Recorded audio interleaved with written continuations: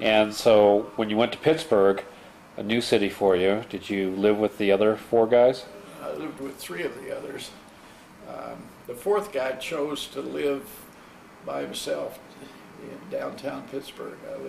We lived out in Bellevue, and we rented bedrooms in a house from a Mrs. Schmeyers, who also rented the whole house, but she had kept co-ops there for over a number of years, and so we all knew her address, and so we all just reported into her and got rooms. Now, you're there for 3 months. Do you have projects? Are you there to more learning or more? We were assigned to a department in the plant, and each time we'd go back, we'd be in a different department. And the reason that it worked out so well for Allis-Chalmers was because if you had worked over 90 days, you had to join the union. But we were exempt from joining because we weren't permanent employees the way they did it. And so I escaped that. And I really never had any reason to feel like that joining the union would have been an advantage. Now, they paid you? Oh yeah, of course they paid us. Which then paid for your college. Well, it sure helped. Yeah, it did, as a matter of fact. The first 3 months that I was there, I saved $87.50. And do you remember how much you were being paid? Yeah, my tuition and fees, that cost me about $130, I think, for 3 months. And I had a part-time job during my time at school. As a matter of fact, I worked for Westinghouse. They had a program, not a program, but a division outlet in Atlanta, and I would go down there and work and sweep the floors and stuff for 2-3 times a week, make a few bucks. All right. But eventually, of course, I got paid more every term, and the last time that I was in Pittsburgh, which was in 1942, I guess, the summer of 42, the war had started. I was making about 75 cents an hour, and I got a lot of overtime. And so I really felt like I had a lot of money. 75 cents an hour. Well, but it was good in those days because we had co-ops that were working for Alcoa, not Alcoa, for a big grader manufacturer up in a little town in Georgia, and those guys were getting paid 35 cents an hour. Now, Georgia Tech was all male back All then. male in those days. Was there a sister school? No. Now it's not. About 40% of the student body, I think, is female.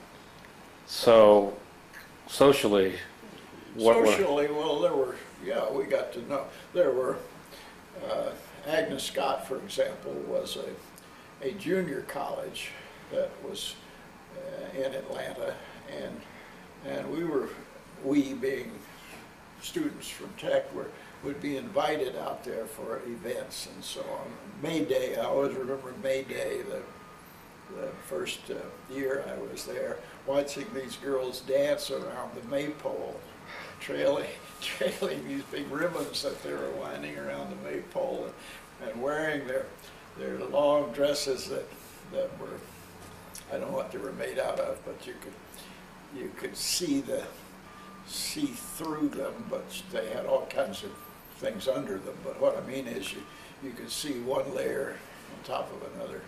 It was quite a sight. We all sat in bleachers and cheered. Okay. Well, I'm going to end the session, Okay. and we'll get on with college years and Pearl Harbor and all those things. All right. Hi there. There's Grandpa with his youngest grandchild, Jay Derrick, who is 11 weeks old tomorrow. Well, Yes, happy birthday. He weighs 10 pounds, 3.5 ounces right now. Yeah, he's gotten big. And we're back with Grandpa, and we're continuing his little story. We were at Georgia Tech last time. We were. Yes, we were. Good. And can you tell us where you were on December 7th, 1941? Yes. I was at Georgia Tech. Doing what? I was stretched out on my cot in the dormitory, and I was in the senior wing just because. What year were you? I was a sophomore. Sophomore.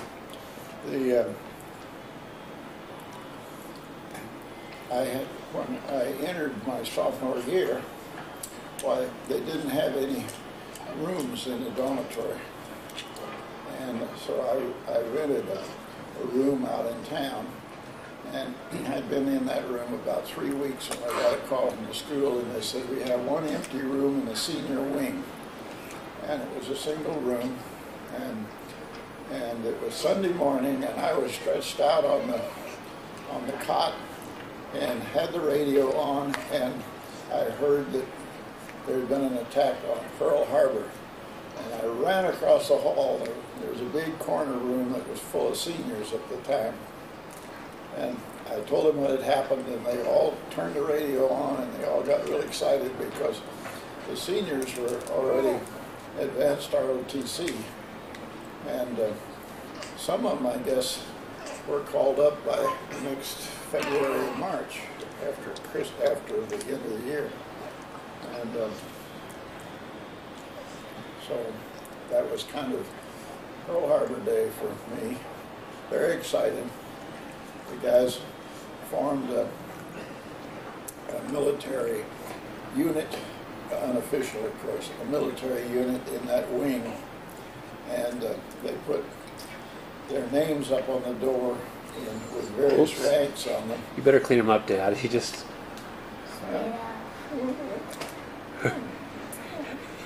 He just threw up. Oh, You did? well, he just dribbled. You gotta... And Now, you were 20 years old when that happened. so they put these signs on all the doors with their rank on it, and on mine they had Bob Morris, just plain private, keep out. So, was there any pressure on you to enlist? I was already enlisted. I had already been in ROTC for a year and I was signed up for advanced ROTC, and that was but they didn't call up the guys that were in advanced ROTC until the next fall.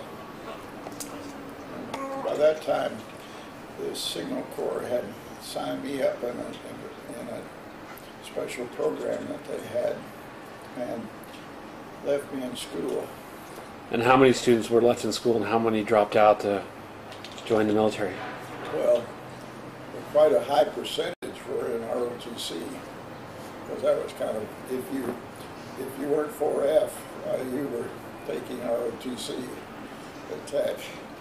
And so there were, I had one class after they called everybody up where there were only 3 of us in class.